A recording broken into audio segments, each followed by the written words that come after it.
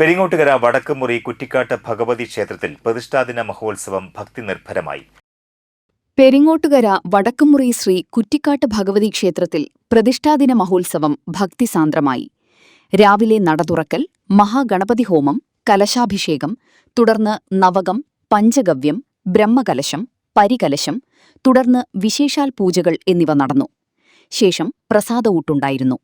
വൈകിട്ട് ദീപാരാധന, ഭഗവതി സേവ, പൂമൂടൽ, ചുറ്റുവിളക്ക്, മുത്തപ്പനും വിഷ്ണുമായയ്ക്കും വീത് എന്നിവ നടന്നു. ക്ഷേത്രം തന്ത്രി മുല്ലങ്ങത്ത് നന്ദകുമാർ ശാന്തി, ക്ഷേത്രം മേൽശാന്തി സുരേഷ് എന്നിവർ ചടങ്ങുകൾക്ക് മുഖ്യ കാർമ്മികത്വം വഹിച്ചു. ക്ഷേത്രം ഭാരവാഹികളായ president KB. Somalal, KA. Venu, vice president KB. Suresh, joint secretary KA. Sasidharan, ഖജാൻജി കെ.എ. അൻസ്, രക്ഷാധികാരികളായ കെ.എ. രാമചന്ദ്രൻ, കെ.ബി. അശോകൻ എന്നിവർ നേതൃത്വം നൽകി.